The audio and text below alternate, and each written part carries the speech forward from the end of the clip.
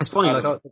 I was talking to my friend yesterday, Doobie, on the podcast, and he Yeah. was saying we were talking a bit about like leadership in the black community and whether you're kind of allowed to do that, like if you're allowed to not be a leader, I should say.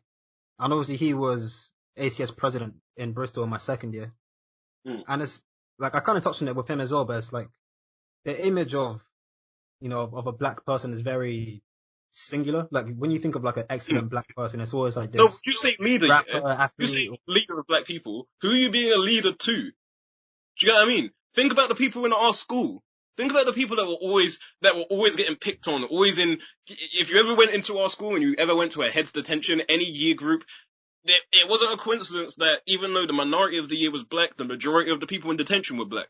So when Yep. you're saying leader, who are you being a leader to? Because those are the ones that need leadership. Let's not pretend like black people out here are the ones that make it are these really clever people, and the ones that don't make it just aren't that clever. Or then that's not what it is. You have people that are coming from very difficult households that aren't motivated because even teachers don't believe in them. Mm. And for what? They don't really, from my experience, these kids that are always in these detentions, they don't do anything that the other kids don't do. It's just in a culture that the teachers don't like. Getting told off for like sucking your teeth and shit like that. So these are the kids. They're not stupid. They just don't see any reason to work because no one believes in them and no one's really giving them a chance. So where are they going to get this confidence from that they can go and do anything in the world as long as they study? Like, if they had that belief. You see it in sports all the time. You can take someone that is completely unmotivated by life, completely given up on the system, yeah, and they'll see a hero, whether it be Anthony Joshua, whether it be Raheem Sterling, and that's how you get the next Anthony Joshua and the next Raheem Sterling. The work ethic is there if there's something to inspire it, if there's something to kind of nurture it. And the great thing about sports is that it's so accessible. You don't need to be a rich person to watch TV, to watch a Anthony Joshua fight, or to watch Man City play, or to watch England play football. Yeah, yeah, I don't see educational black leaders because you talk about these guys and what are they doing to make these London kids or these kids from these backgrounds where they're always getting in trouble, where they're getting sent home for having their hair too short. How are you getting these guys to believe in the school system? Because they don't. I have like in our school, what I haven't heard anything from these universities doing anything. Do you get what I mean? So you talk about leadership, but leadership to who? Because if the main group of people that you're trying to inspire aren't even listening to your message, then what are you talking about? yeah. That's true. That's why I said all these heads at ACS, because it was the same situation with mine. I don't know too much details about the guy, but I know that it's just it's just a club, and we could be doing so much more. We could be doing like um we could just be doing a lot more to outreach to the people that really need to hear the message that they could be. And this is what I mean about why I was saying I try and keep it real when I'm in university, because the whole message that we should be trying to promote is that you can do this if you want to, but you, as in you as a person, the same you that cracks jokes in the back of the class, the same you that likes to get, a 1.5 on top and a fade on the side because I don't know, you might be linking a ting on the weekend. Do you get what I Yeah, mean? yeah. You don't have to suddenly sell out who you are because you're a black person in order to be successful. And no one's really, I don't see that message on like on the mainstream. I don't see, and if it is out there, I definitely don't see it getting heard by the kids that need to hear that message. It's true. And I feel like of the quote unquote leaders in the black community, you have these companies or organizations, I guess, like SEOs and the Rares. They're all very much like, oh, come and be a lawyer, come and be a banker. There's never really, come and be a barbershop guy, or like they always try and push you down this one specific stream of their image of success. And even those, industries are very whitewashed, they're very much led by how society deems success to be. And I feel like Don't get me wrong. These it's a companies tight line do to walk. these companies do fantastic work. You talk about Rare, they do fantastic work. Yeah, But yeah, what they do absolutely. is they take people who are nearly there in terms of who are they're on the cusp of being able to. Most people that are in Rare, you have to apply to get into Rare. So these Yeah, you got to people be are practiced from day already one, innit? they've already shown evidence that they are ambitious, self-motivated, hard-working people. the large Mm. majority of these people. Otherwise, they wouldn't get to rare in the first place. So they're doing great work in that respect, but it's still work that's being done on this small minority of people that have already kind of almost figured things out. Yeah. But there's so much untapped talent out there. Let me tell you a story about my friend, a mathematician, yeah, at at my college. He's regularly in trouble. He can't remember what school he went to, but he comes from East, and him and his whole family, like his older brothers, all running next level of gangs and shit. And he's been Mm. doing that his entire life, and he's never been motivated to study. He got a B at GCSE in maths, and Damn. his teacher told him not to do maths at A level because he wouldn't get a better grade. And for some reason, I don't know what happened. I don't know what this teacher did to him, but it triggered something in his brain to make him start doing nothing but maths. He did the Mm. Olympiad next year. He was top 10 in the country. Like, he got invited to the Trinity Maths camp. Obviously, he got his A star, and then he got his offer to go do maths at That's a Cambridge. Cambridge. Jeez. Because but I'm saying if no one ever, this happened almost by accident, that a teacher sparked in him an anger by saying that you can't do this. If Mm. that never happened, he would still be rolling in gang because no one ever reached out to him to try and actually unlock that talent. And those are the kind of people that aren't being reached, especially black people. They are just not being reached. By the time they get to 16, 17 years old, it's very hard to undo that kind of mistrust of the system and that idea that like school is just pointless. And Yeah, yeah.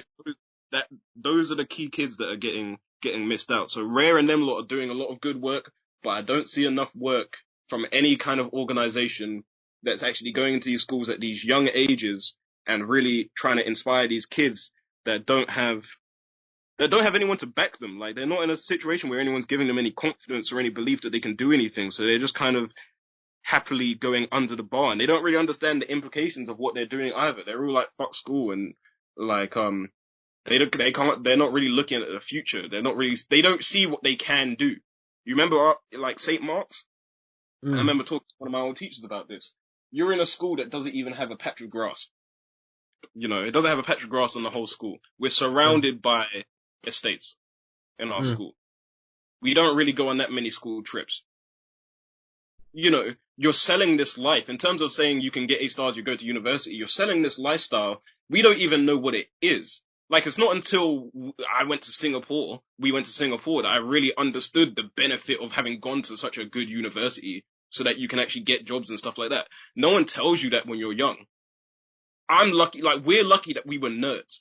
Like, we kind of enjoyed the subject and we were kind of good at it. Like, I loved maths. I loved Mm. science. So we were lucky in that respect that you didn't really need to motivate because we just liked it, in the same way that someone that likes football is going to play football. You're not really going to have to tell them to practice. They're just going to kick ball whenever they can. So that's the only reason why we were able to do pretty well, is because we had this natural liking for the subject. But in terms of motivation, you're trying to tell these kids to work hard.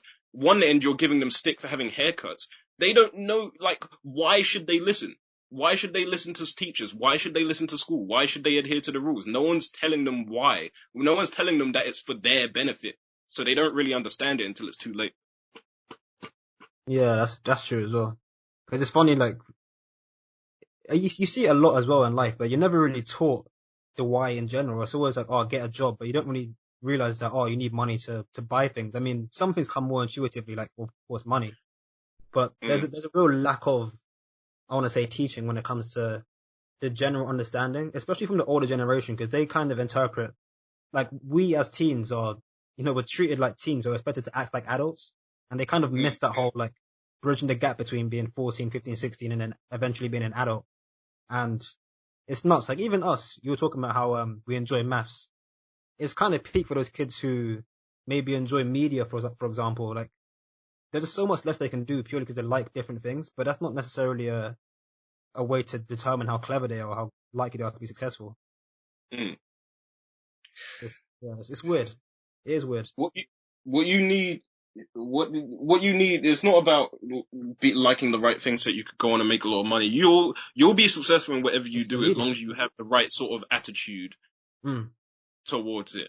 And I feel like, especially with minority students in these schools, just the attitude that you get is negative because all you get is people hounding you all of the time. That's how I feel. In the sense of why is it that these kids are always the kids that end up in detention? It's not because black kids are just worse. That is like, that's just can't be true. That's just not true. So Yeah, why of is it that course. these kids always end up in the detentions? They're just constantly hounded on Mm, for, joking around. And it's a vicious cycle because they're hounded on, they rebel and they act out against every kind of, form of punishment to the point where they don't even care anymore. So it's just this cycle where they don't ca- they don't give a shit about getting in trouble because they don't really care about school. So they do dumb shit. They get in trouble. They get in, the school gives them trouble. That pisses them off. So they get in more trouble. The school gives them more detention, and it's just this stupid cycle, man, because rather than giving them this negative attitude that there's no point in doing anything because people are just going to hound you regardless, they should be fostering this attitude of you can really do if you work hard at something, you can achieve fantastic results. And I go back again to sport because I feel like that's why so many young kids find it so easy to get into sport. Imagine how you must feel. You're just like, you're not really doing anything. There's a lot of people out there, especially come from backgrounds worse than ours, where their life's really moving in like circles, vicious circles. Either you're mm, rolling in these county, you're doing involved in this county lines business, or you're coming from these households where you can't really be spending a lot of time at home, so you've got to be somewhere. yeah. And imagine the feeling when you're coming out of that life and you go to your first boxing gym and you see the results of your hard work. Because even if you don't like your coaches, whatever that is, if you put in work, if you work hard at boxing for let's say a month, you'll see yourself get better at boxing and you'll see yourself get stronger. You can see the rewards of your work. Mm, In school, you get a grade. Do you get what I mean? And until someone no one really explains to you what that grade is or what it means. No one ever puts it in context. It's just a grade. So why care? You don't see there's no reason to listen or to adhere to the rules or to do anything. Like I said, your reward for good behavior is more school, which a lot of these kids don't like because mm. they don't like they don't respect these teachers that constantly hound on them and for good reason. And, a grade. And a grade to your 14-year-old brain just doesn't mean anything whatsoever. So Yeah, yeah, yeah. there's no, how are you supposed to foster a good work ethic when your work ethic isn't rewarded? Mm.